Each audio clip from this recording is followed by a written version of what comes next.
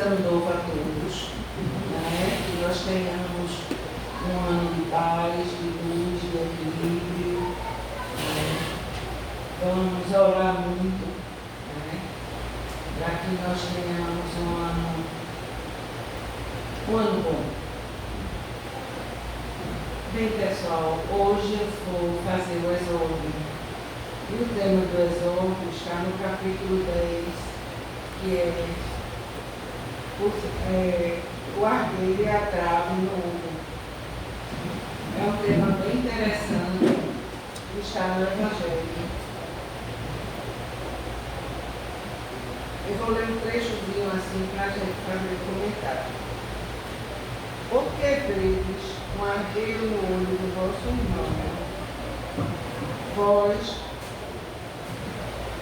que não vedes uma trave no vosso olho, ou como dizeis ao vosso irmão, deixai-me tirar um ardeiro no vosso olho, vós que tendes uma trave no vosso. Hipócritas, tirai primeiramente a trave do vosso olho, e então tereis como podereis tirar o ardeiro do olho do vosso irmão. Isso está em Mateus, capítulo 7, versículo 3, 4 e 5. Então, um dos maiores defeitos da humanidade, nosso, né? Porque todos nós, muitas vezes a gente faz comentários de outras pessoas quando a gente esquece de olhar os nossos próprios defeitos. Né? A maioria de nós somos assim. Então, a lição não é para vocês, é para todos nós que estamos aqui na cabine. Então, assim, é bom quando a gente entra na doutrina espírita, a gente começa a estudar. É uma coisa muito importante que a Casa Espírita ela incentiva para que a gente comece a ler e estudar. E um dos primeiros livros que a gente começa a ler é o Livro dos Espíritos, que é um livro que faz parte da codificação e que não adianta a gente ler como se estivesse lendo um romance. Ou a gente querer ler para começar a ler e terminar no outro dia. Não é bem assim. A forma da gente estudar o Livro dos Espíritos é a gente ler a pergunta e a gente não vê a resposta. A gente começar a idealizar que resposta nós daríamos para aquela pergunta. E aí é bom a gente anotar. E depois a gente vai ler a resposta que está no Livro dos Espíritos.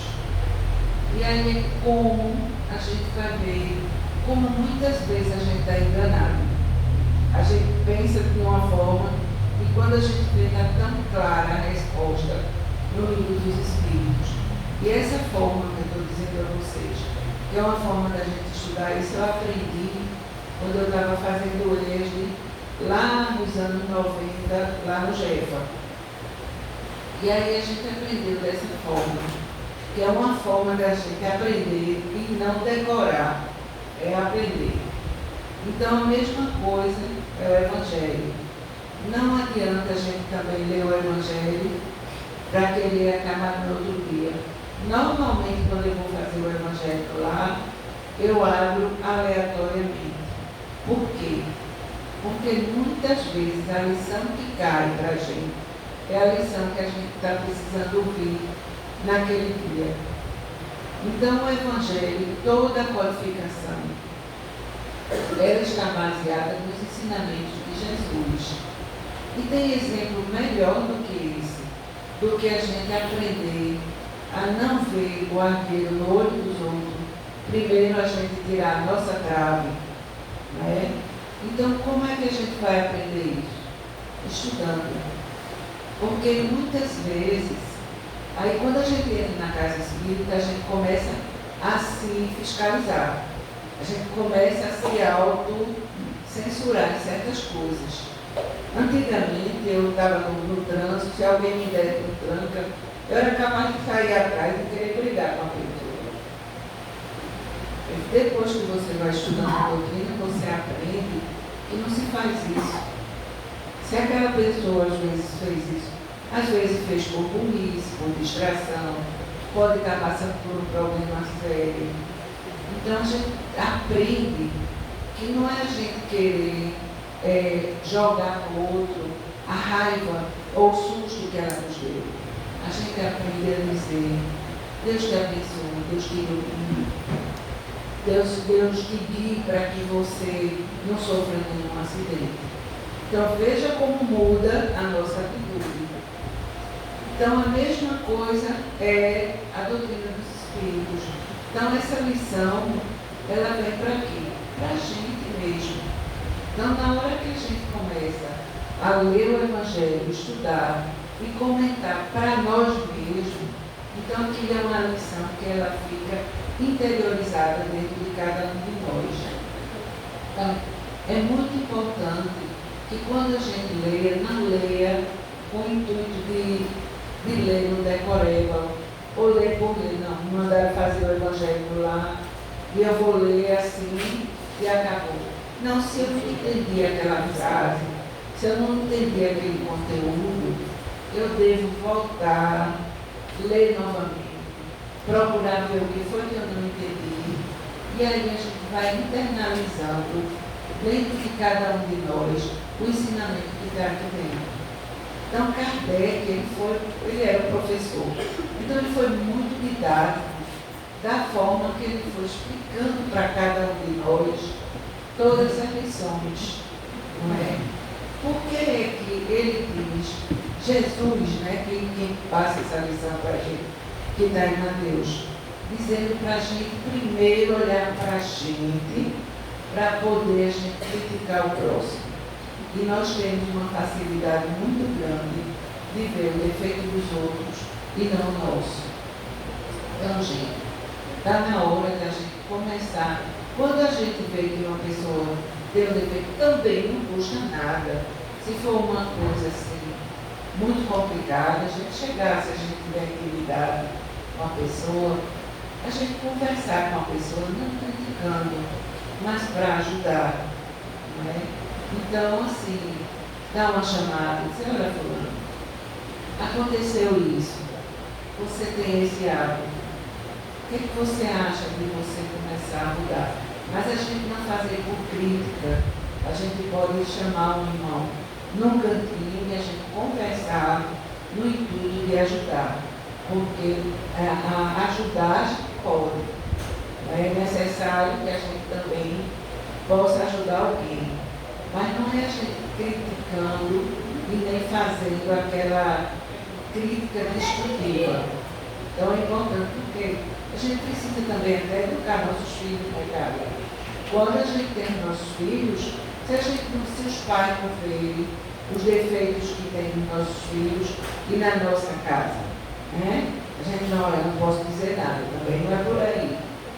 Então é importante que a gente também saiba como abordar a crítica, como a gente chegar para a pessoa e conversar. Então, gente, o Evangelho que caiu para a gente fazer esse comentário hoje foi esse. Eu achei assim, muito interessante para que a gente saiba como abordar, se a gente precisar criticar alguém, mas a gente criticar com base.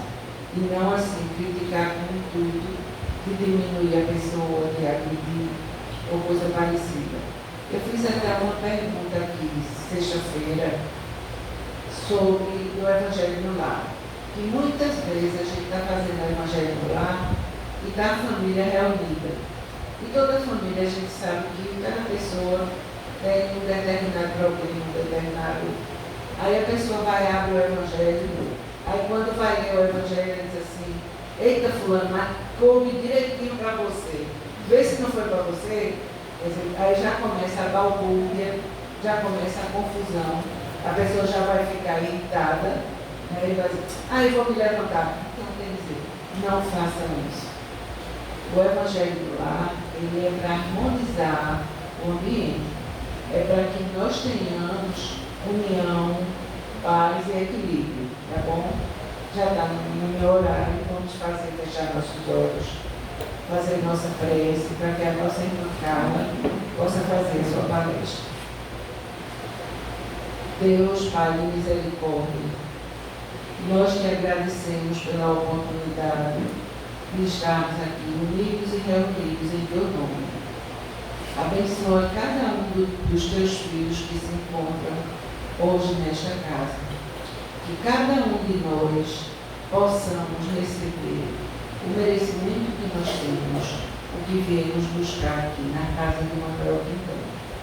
Que a espiritualidade amiga nos conceda, na noite de hoje, a bênção de aprender mais alguma coisa e que possamos internalizar em cada um de nós o aprendizado da noite. Nos abençoa, nos ilumina, hoje, agora e sempre.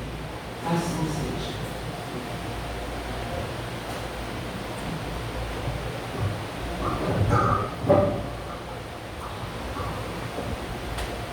Muito boa noite a todos. Nós escolhemos o tema distorções cognitivas, porque sempre é um tema altamente desafiador. Eu peço todos os dias a Deus discernimento para aprender a distinguir o que convém e o que não convém. Aprender a distinguir a ilusão da realidade. Nós somos fascinados pela ilusão. A ilusão nos domina profundamente a mente. Temos que ter cuidado com o poder de fascinação da própria ilusão. O ser humano é muito mais emoção do que razão. E as emoções impactam o ser humano muito mais do que eles gostariam de ser impactados. Normalmente o nosso olhar sobre a realidade passa pelo viés da subjetividade. E a subjetividade é um conjunto de crenças, valores, visão de mundo, de trajetória de vida, experiências que você vivenciou ao longo dessa trajetória de vida. Então, a forma do nosso olhar sobre os acontecimentos tem um viés da subjetividade. Tudo que diz respeito à subjetividade não é uma ciência matemática. 2 mais 2 são 4. A subjetividade ela é questionável. É o esforço que você faz para se aproximar da leitura da realidade. Então, esse esforço que você realiza, intelectual, racional, para interpretar os fatos, passa pelo viés da sua trajetória de vida. Então, um conjunto de pensamentos, de ideias, de sentimentos, de experiências vivenciadas ao longo da vida vão se traduzir no impacto direto da sua interpretação dos fatos. Por isso que muitas vezes nós não compreendemos os acontecimentos, porque eles ocorrem e a nossa incapacidade de interpretação desses mesmos acontecimentos interferem na nossa visão de mundo. Então eu compreendo um fato sob o meu prisma. Minha compreensão do fato não traduz o fato fidedignamente. Por isso que se diz que não é uma ciência matemática. O meu olhar sobre os acontecimentos tem um viés da minha subjetividade, da minha capacidade de interpretação dos próprios acontecimentos e situações. Vejam quanto que é complexo o nível de entendimento e compreensão dos acontecimentos que nós vivenciamos ao longo da vida. Então, o mesmo fato, o mesmo acontecimento pode ter N interpretações, a depender do viés de quem interpreta, a depender do olhar de quem olha, observa. Então, a capacidade de observar os fatos com a clareza e nitidez que os fatos precisam ser analisados não é para qualquer um. Isso significa amadurecimento intelectual, isenção de ânimo, imparcialidade na análise dos acontecimentos. Por isso que não é fácil julgar. e analisar os próprios fatos, certo? Então, nós trouxemos aqui alguns conceitos que têm tudo a ver com o tema da noite de hoje, que se chama distorções cognitivas. E eu convido vocês a mergulharem nesse estudo, ok? De antemão, eu quero dizer que a nossa mente, normalmente, ela é indisciplinada. Eu posso estar sentado aqui ou sentada aqui, minha mente está ali a luz. Para que eu possa absorver o conceito que está sendo dado, explicado na reunião, isso vai exigir de mim um esforço intelectual da presença aqui e agora. Se eu estiver presente mentalmente, eu conseguirei acompanhar o desenvolvimento do raciocínio, porque o foco da minha atenção está centralizado no tema que está sendo dado. Mas se minha mente estiver pulverizada em diversas direções, eu terei enorme dificuldade de acompanhar a própria palestra. Então vejam, as distorções cognitivas são formas distorcidas que as pessoas têm de interpretar determinadas situações, acontecimentos do dia a dia, com consequências negativas para a sua vida, causando sofrimento desnecessário. Isso traz um impacto para a qualidade da nossa vida. O meu olhar sobre o acontecimento impactará no bem-estar ou mal-estar que possa ser decorrente desse próprio caso. Veja o poder do pensamento quando eu analiso, quando eu observo, quando eu interpreto um acontecimento, aquilo vai gerar um impacto na minha subjetividade, no meu sistema afetivo, que são as minhas emoções. Então, o meu pensamento está impactando diretamente a minha capacidade de sentir. Isso é um fato concreto, que a ciência nos explica.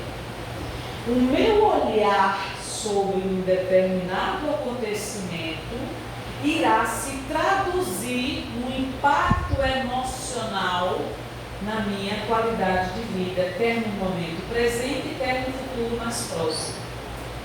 Então, a depender do meu olhar, a consequência desse olhar se traduzirá no impacto de sofrimento desnecessário.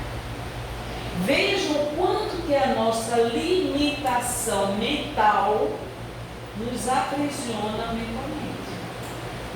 Eu posso interpretar uma determinada pessoa como sendo um alvo de erros. Essa pessoa é pecadora. Essa pessoa não é digna de confiança. Essa pessoa não merece a minha amizade. Esse meu olhar sobre esta pessoa, definindo-a, e olhe que eu não conheço-a em profundidade para defini-la, mas eu já enquadro a pessoa no meu próprio diagnóstico. Esse diagnóstico fará com que minhas emoções em relação a ela sejam consequência da minha interpretação sobre ela. Eu interpreto, por exemplo, Conceição como uma pessoa, que no caso não é César, mas é uma pessoa que eu não confio. Então, o meu olhar sobre ela já está estereotipando-a. Isso é muito grave. Porque o meu conceito sobre ela não define em profundidade quem é ela. Esse é o meu esforço, é a minha tentativa de descrever quem é essa pessoa. Certo? Então, a maioria dos nossos pensamentos e sentimentos negativos podem ser distorções cognitivas. Eu estou olhando essa pessoa e simplesmente decifro-a no meu ponto de vista. O meu olhar sobre ela não define quem é ela.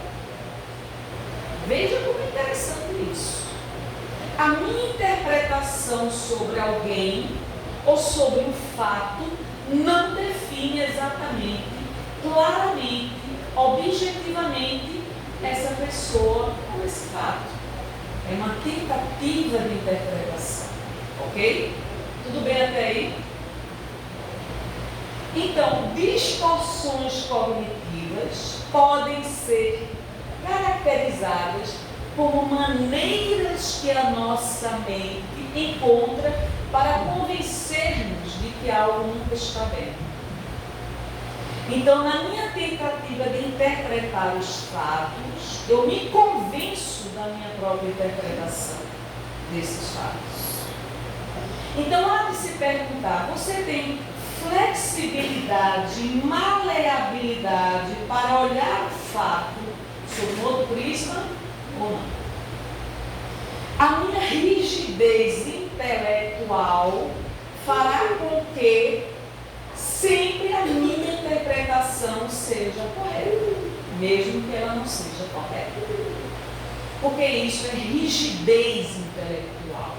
Uma pessoa rígida emocionalmente, intelectualmente, ela classifica tudo e todos sob o seu olhar, sob o seu prisma. Então, se eu não tenho maleabilidade para enxergar um outro ponto de vista que não seja exclusivamente o meu, eu me classifico na rigidez intelectual e emocional. E essa rigidez intelectual e emocional vai gerar conflitos. Conflitos na minha relação, na minha interação, na minha forma de conviver com as demais pessoas. Então, há de se perguntar, eu me tornei um adulto rígido, intelectualmente, emocionalmente. Eu sou uma pessoa intratável, uma pessoa que classifica tudo e a todos, a qualquer hora e a qualquer momento. Se eu me enquadro nessa rigidez emocional e afetiva, eu serei uma pessoa de difícil convivência.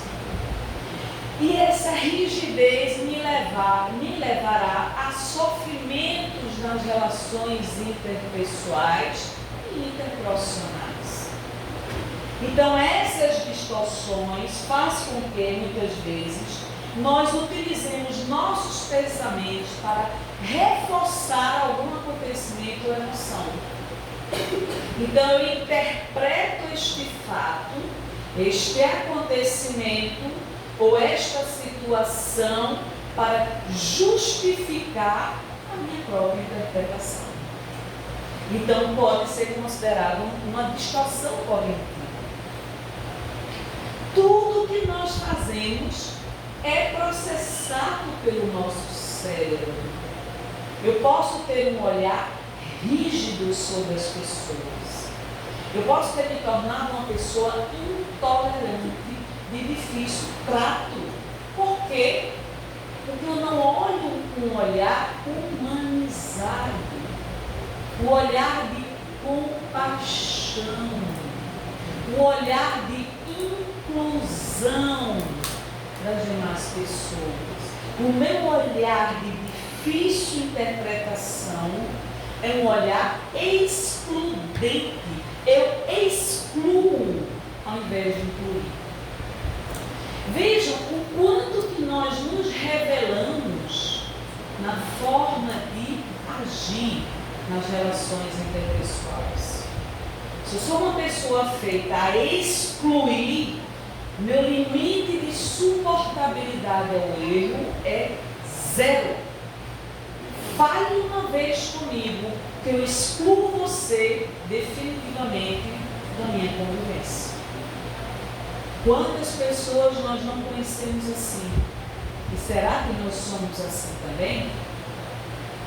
Em outras palavras, nós geramos pensamentos sobre todas as coisas que nós vivenciamos na vida. Além disso, o ser humano ele tem a capacidade não só de pensar sobre a sua realidade, mas também de reviver na mente os acontecimentos do passado.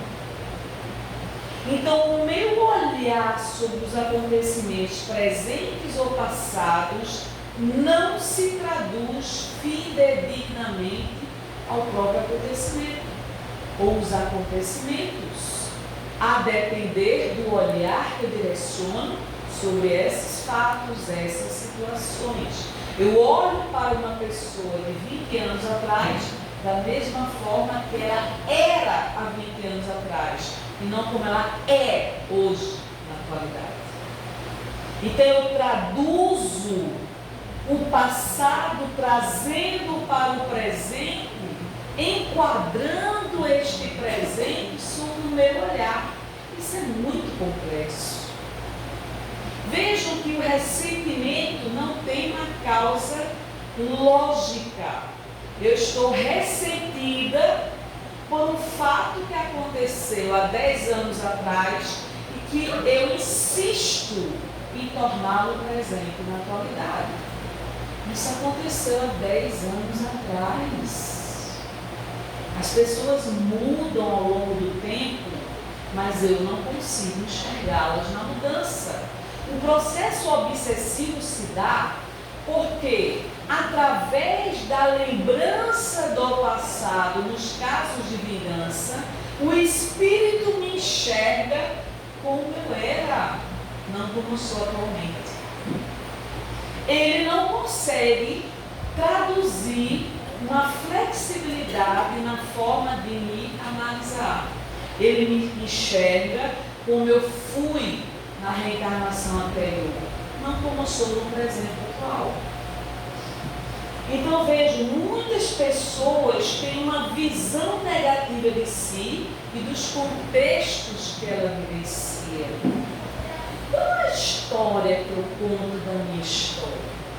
Eu conto uma história com clareza, com discernimento, objetividade, alegria, com esperança, confiança, ou dentro de mim existe uma amargura, uma tristeza, uma desesperança que faz com que eu historie a minha história de vida da pior forma possível, associando-a ao sentimento de fracasso, de frustração, apegada que me encontra aos erros que eu cometi, não às conquistas que eu adquiri.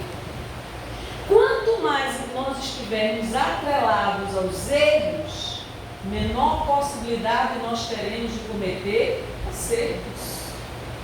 O erro ele tem uma importância vital na nossa vida para nos mostrar o que nós não devemos continuar fazendo. Agora, apegar-se ao erro é um processo de autocrucificação. E a doutrina veio para nos libertar desse processo de auto-obsessão. Eu cometi um erro há 30 anos atrás. Me arrependo profundamente do erro. Vou continuar me massacrando enquanto vida tiver pelo cometimento do erro que eu cometi? Não. O que o Cristo disse à mulher adúltera? Não voltes a pecar. Pessoas adúlteras, traidoras, poderíamos englobar a humanidade inteira, todas as vezes que nós contrariamos a vontade do Cristo de Deus. Então eu não tenho que me martirizar, me punir pelos erros do passado, mas aprender com eles, para não voltar a cometer os mesmos erros. Certo? Arrojamos de nós a energia atuante do próprio pensamento, estabelecendo em torno da nossa individualidade um ambiente psíquico que nos é particular. Todos nós aqui temos nosso ambiente psíquico. Será que o meu ambiente psíquico é um ambiente salutar, agradável, de paz, de equilíbrio, de coerência interna? Ou será que meu ambiente psíquico é um ambiente tumultuado, repleto de contradições entre o que eu penso, o que eu falo, como eu ajo e o que eu sinto? Então veja que nessa mensagem de André Luiz, nos domínios da mediunidade, ele nos alerta pela qualidade da nossa ambiência psíquica. Minha ambiência psíquica é responsabilidade minha.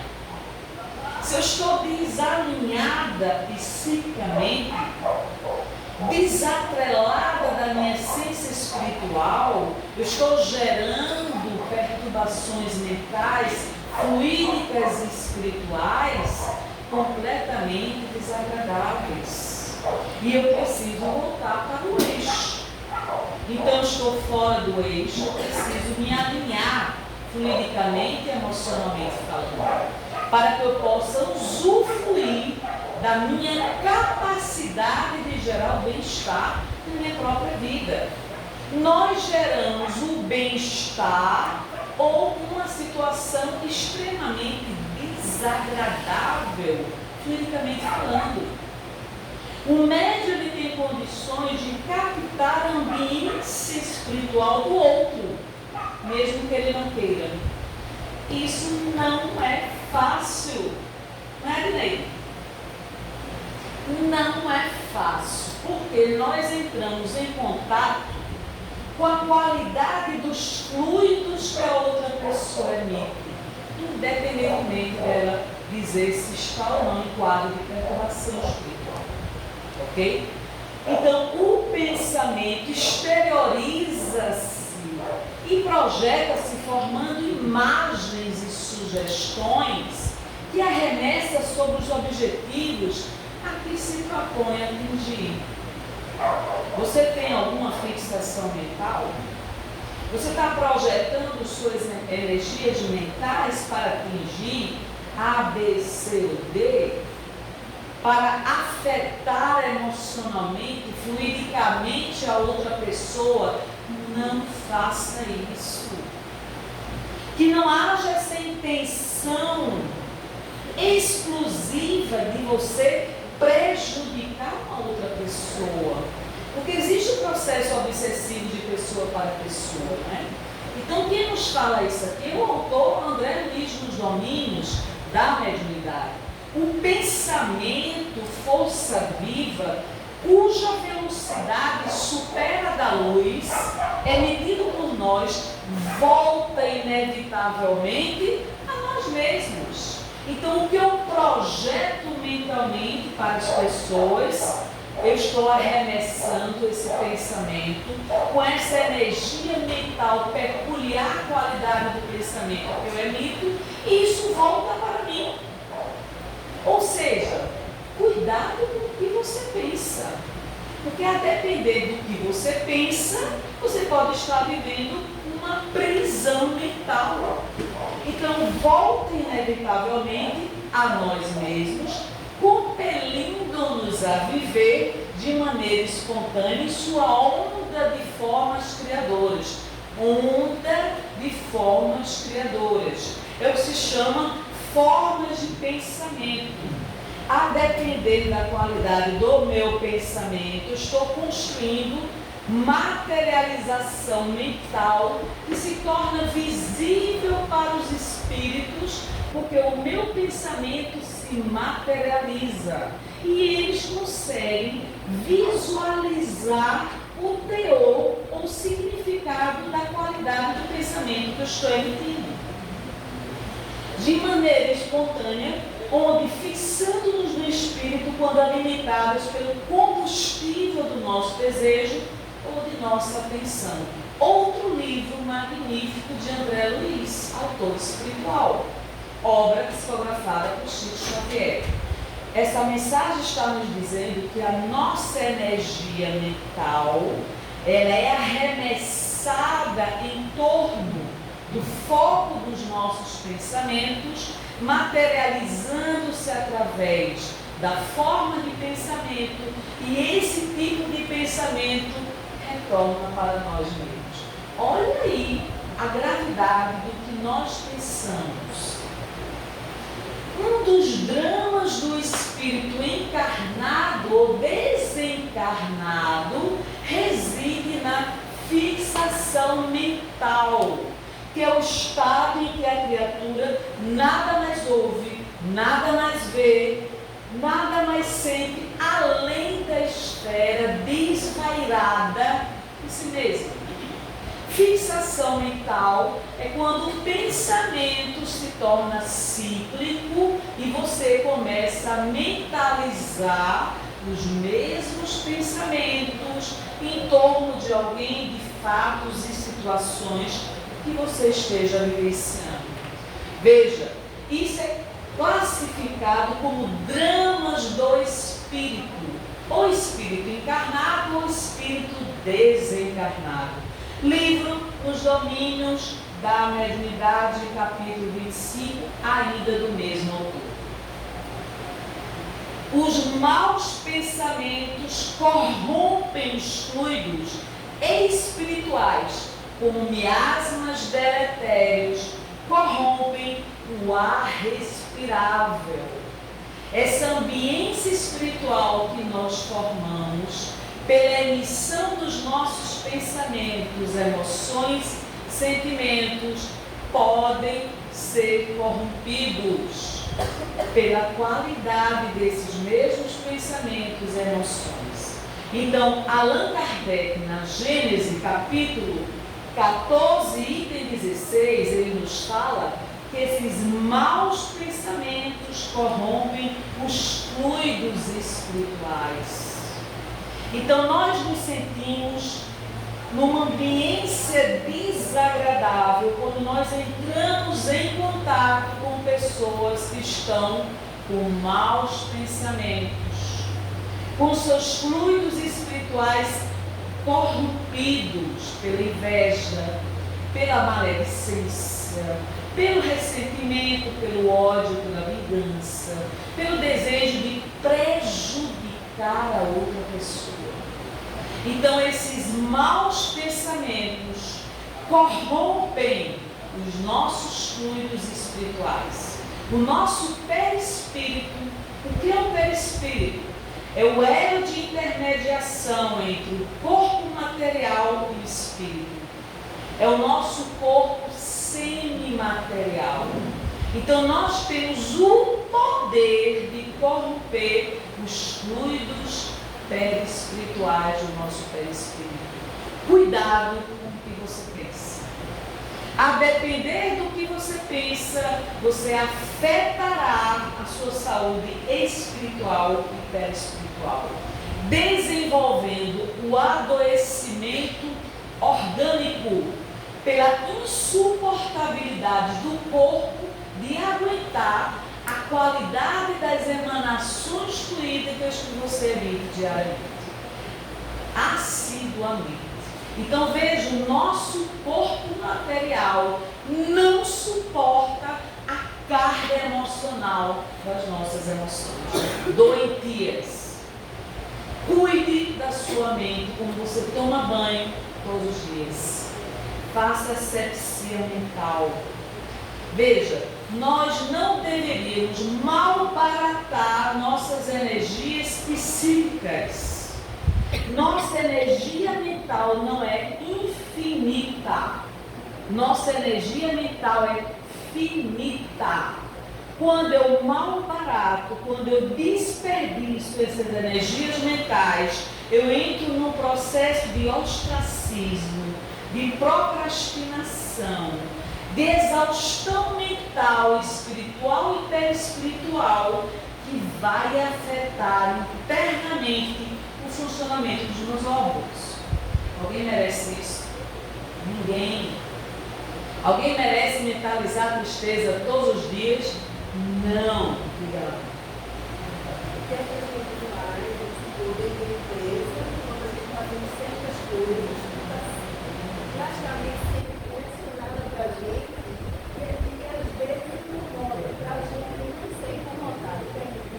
Na empresa está falando.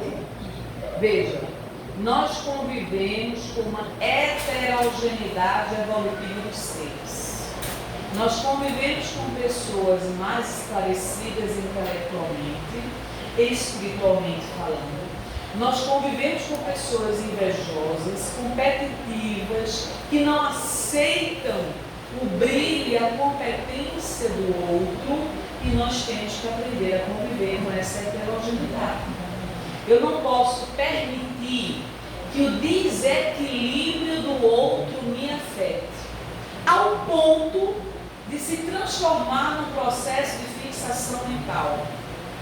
Então, pequenas concessões que nós nos permitimos dar modifica a qualidade da nossa vida. Por exemplo, a irritação da outra pessoa é da outra pessoa, não é minha. Mas eu absorvo a irritação da outra pessoa, transformando a irritação alheia na minha irritação. Não é? Não, mas isso exige muita autodisciplina. Sua irritação é sua, não é minha. Sua inveja é sua, não é minha. Eu não preciso competir com ninguém. As questões de assédio moral que ocorrem nas organizações se dá por isso. Tá certo? A insuportabilidade de lidar com a competência alheia. Mas nós estamos mergulhados numa sociedade que está adoecendo moralmente falando. Então, o primeiro processo de autocura é você se analisar todos os dias. Eu estou bem, eu estou doente emocionalmente, eu estou me sentindo afetada emocionalmente pelos comportamentos alheios. Então, quem dá o poder é você próprio. Isso aí mereceria outra palestra, tá certo? Então, veja, o termo mindset significa modelo mental. Esse modelo mental é a maneira como a pessoa pensa. Então, ele é formado por ideias, por crenças, por valores, responsáveis pelo nosso modelo mental. Se no meu modelo mental a minha crença que o ser humano é desonesto, eu vou enquadrar e generalizar que toda a sociedade é desonesta. Porque meu modelo mental foi construído dessa forma. Tá certo? Qual é o meu modelo mental? Então, as nossas distorções são maneiras erradas de processar uma informação. Ou seja, quando uma informação nos chega, eu interpreto essa informação completamente distorcida. Porque o viés cognitivo da distorção faz com que eu interprete do ponto de vista meu. Então eu enxergo algo como amarelo, quando o amarelo não é amarelo, é verde. E assim sucessivamente. Então, quais são as principais distorções cognitivas? Pessoal, esse não é um tema fácil de se falar, tá certo? Mas estão vendo a importância desse tema? É um tema que a neurociência estuda. E nós temos que andar de mãos dadas com a ciência, não é? Então veja, personalização. Na personalização, eu absolvo a interpretação, a crença de que eu sou responsável 100% por todos os acontecimentos. Nessa personalização, existe sempre o sentimento da culpa. Uma pessoa que absorve integralmente a responsabilidade por tudo, ela tende a se culpar. A régua interna dela é tão rígida que ela não enxerga 1 milímetro acima do próprio erro que ela comete. Então ela não consegue se perdoar. Isso é um traço de distorção cognitiva. Vamos ver outro traço? Filtro mental. Nós nos focamos apenas nos aspectos negativos. Então, quando eu enquadro alguém, eu estou focada no erro que ela cometeu. Nos acertos, não. Outro traço de distorção cognitiva. É claro isso aí? A gente está colocando para vocês.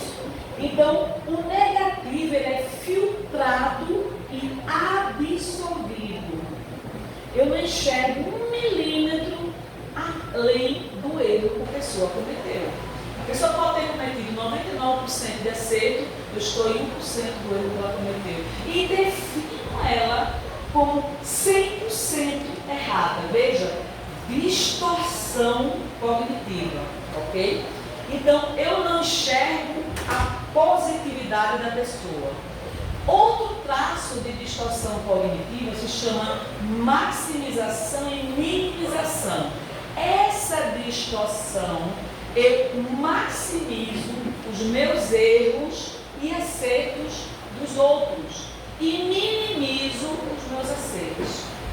Vou repetir, não é fácil entender isso não.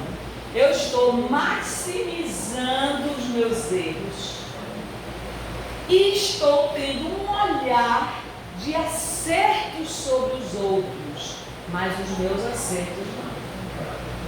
É aquela tendência que nós temos de supervalorizarmos o outro e desvalorizarmos a nós mesmos.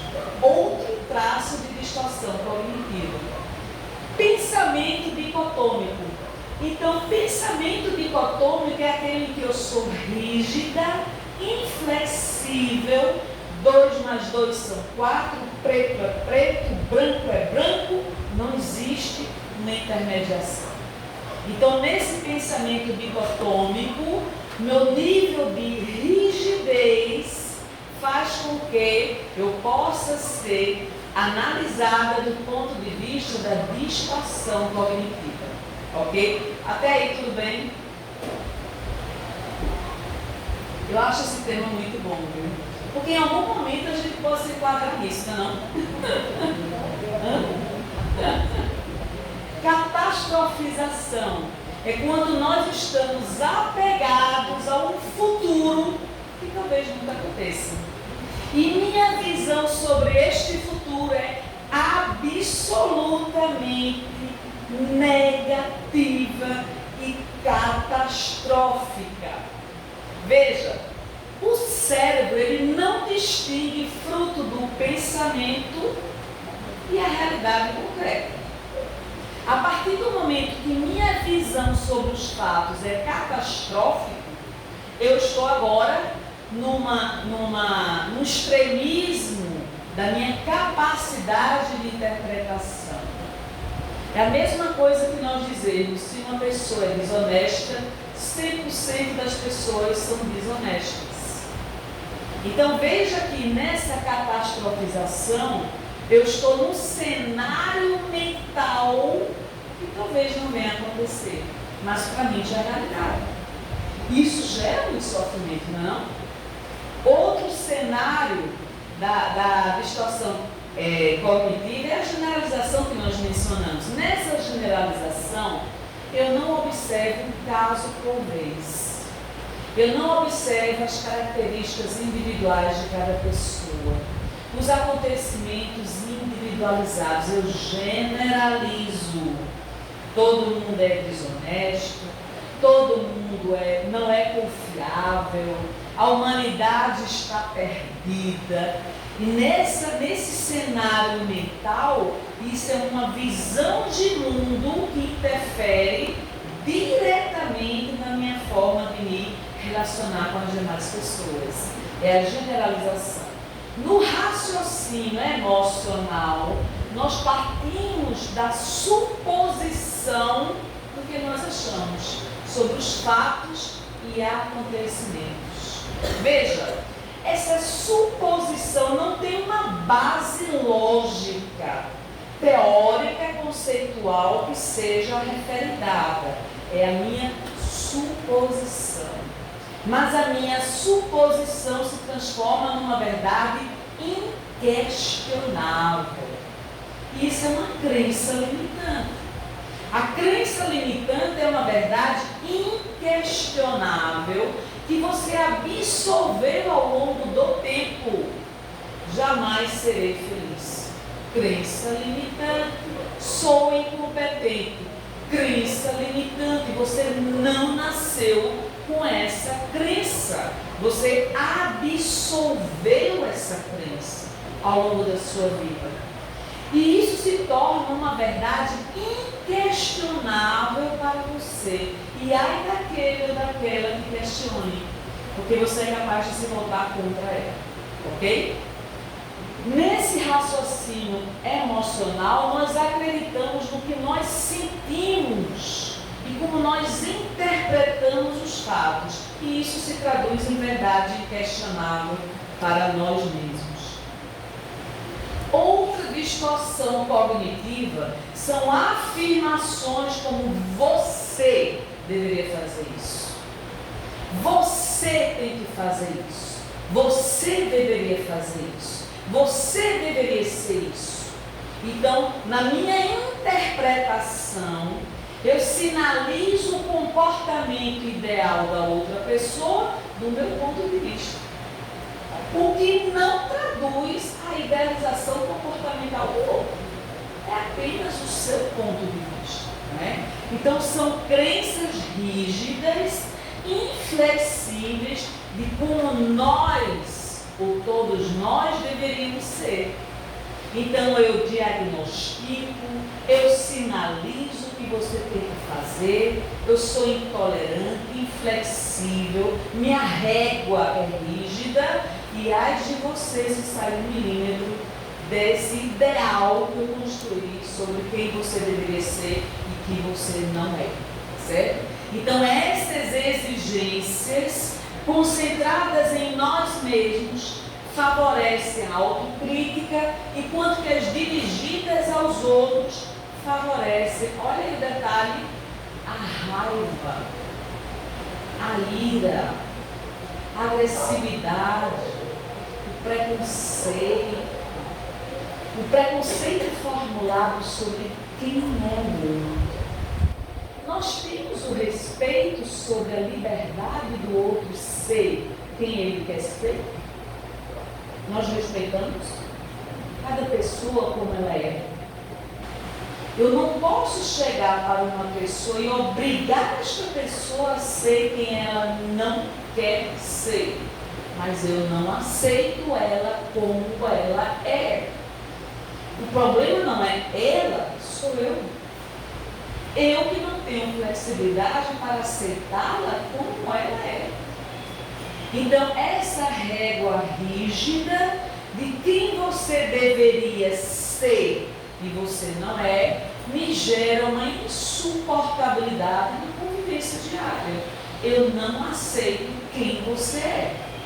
Eu não aceito como você age, como você se comporta. Então, a minha inaceitação de quem você é gera uma distância emocional e afetiva muito grande. Leitura da mente. Na leitura da mente, nós afirmamos determinadas suposições que nós acreditamos serem certas, mesmo que não haja nenhuma evidência que comprove essa suposição. Mas para mim é uma régua. Matemática, 2 mais 2 são 4. Eu suponho que isso vai acontecer e isso é uma evidência que caracteriza um determinado fato. Mera suposição, que não tem sustentabilidade técnica nenhuma, nem conceitual. Tá certo? Tudo bem até aí? Predição do futuro. Na predição do futuro, eu estou mais para o futuro do que para o presente. Eu não consigo viver o presente. Minha mente está voltada exclusivamente para o próprio futuro. E nesse cenário mental que eu idealizo sobre o futuro, isso aqui é um campo aberto para o desenvolvimento do transtorno mental da angústia e da ansiedade. O que é ansiedade? Excesso de futuro. O que é depressão? Excesso do passado. Toda linha que resvala para os excessos gera desequilíbrio. Nem eu posso estar no passado e nem eu devo estar exclusivamente no futuro. Eu preciso aprender a viver o momento atual. Porém, o excesso do presente pode também gerar transtornos mentais na nossa vida. A partir do momento que o presente não se concretiza como nós desejamos que seja concretizado esse objetivo, esse projeto de vida que nós idealizamos. Rotulagem. Na rotulagem, eu faço uma rotulação pejorativa sobre fatos, acontecimentos, situações e comportamentos alheios.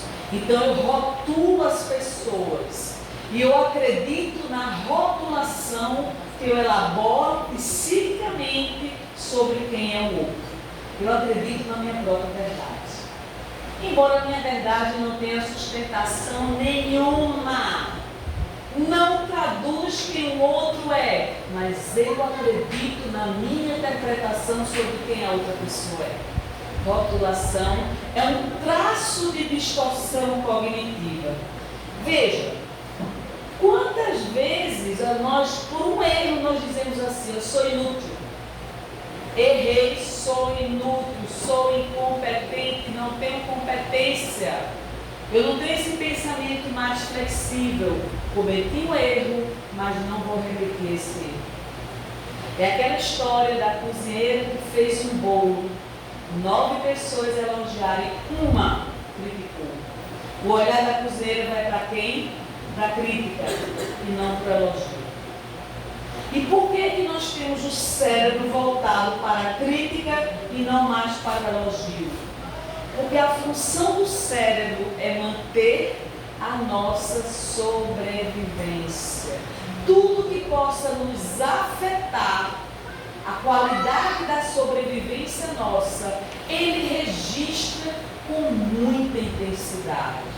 Então eu vou me lembrar dos momentos desastrosos, dos fracassos que eu obtive na minha vida, mas não vou ter lembrança dos bons momentos, das conquistas, de tudo que eu consegui construir como acerto, como ideal na minha vida.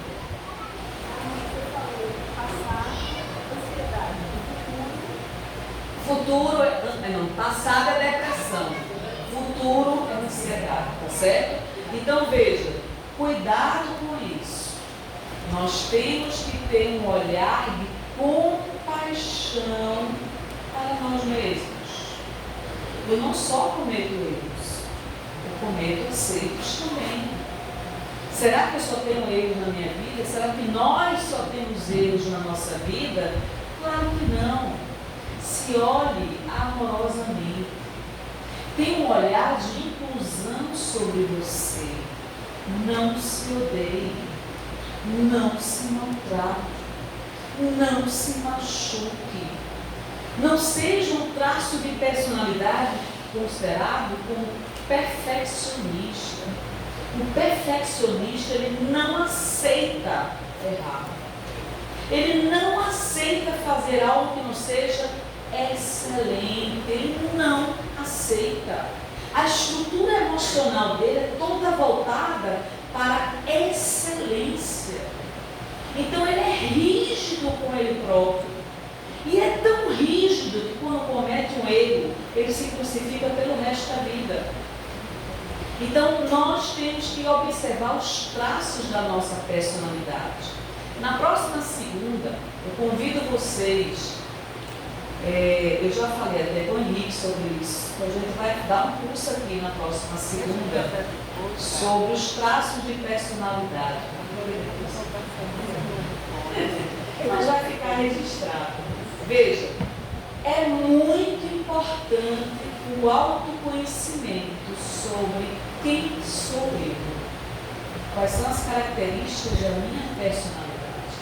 Então, de 6 às 7, segunda-feira próxima, quem quiser esteja convidado, porque nós iremos estudar os traços de personalidade que a ciência nos apresenta, tá certo? Eu prometo a vocês que a gente não vai traduzir todo o conhecimento, que é impossível em uma hora, né, Carla, Patrícia, né? Não é possível. Mas é um estudo, certo? E nós poderemos observar que poderemos ter vários tipos de traços de personalidade, e não apenas um. Eu citei apenas um agora, que é o perfeccionismo. Citei muito por cima. Existem outros traços de personalidade. E eu me enquadrei em vários. Me enquadrei em vários. Então vejam. Então na rotulagem a gente rotula tudo e a todos, tá certo? Atribuição de culpa, Então eu estou me culpabilizando, eu culpabilizo os outros pelo que eu sinto, pelo resultado da minha vida. O mundo me deve, você é responsável por tudo que aconteceu na minha vida. Então isso é um traço de distorção cognitiva.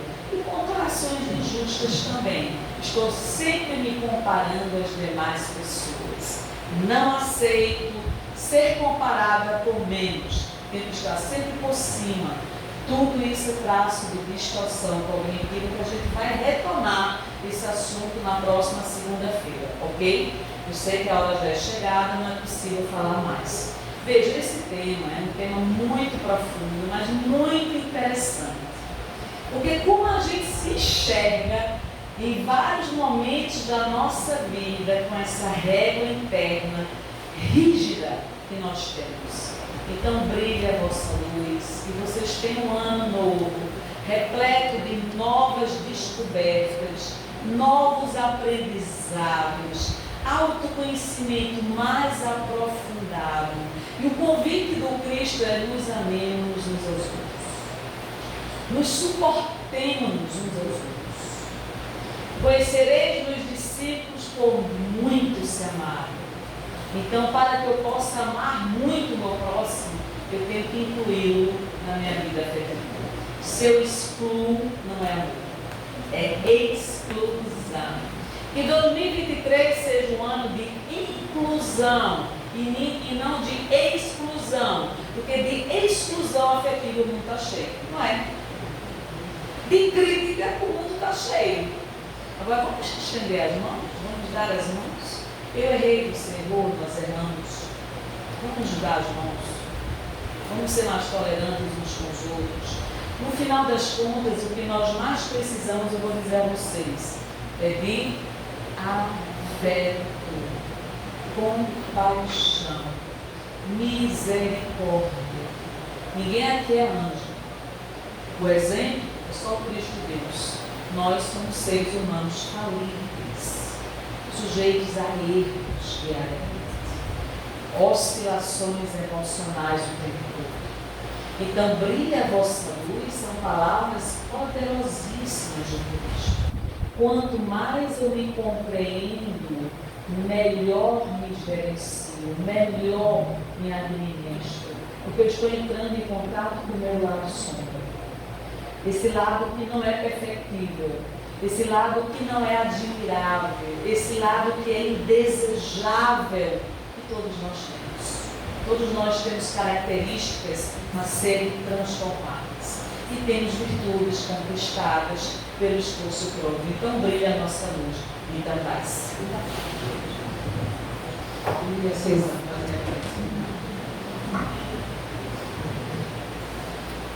Levante a mão. Quem esperar dessa aula de hoje? Né? Aula de comportamento psicológico, passando para o que pai. Quer passar mais uma cruz ou não? Mas vamos agradecer a Jesus. Manuel, então, por estarmos aqui. Mais um ano que nos foi dado, encarnados, para que possamos nos melhorar. Que um dia havemos de voltar. Ninguém sabe o momento, ninguém sabe quando. Então, concilia com o teu filho que nós estás a caminho. É uma forma que o Cristo disse. Sim, concilia com nossos defeitos, né? Com procedermos do que a gente, como diz uma amiga minha, enrola a ponta da língua para não responder. E assim nós devemos agir. Passo, mas pelo menos vamos tentar. Jesus amado, que privilégio de Jesus estar aqui. Muito obrigada pela explanação da nossa querida irmã Carla. Muito obrigada por termos os nossos sentidos ativos, prestarmos atenção, ouvirmos e entendermos o que foi dito.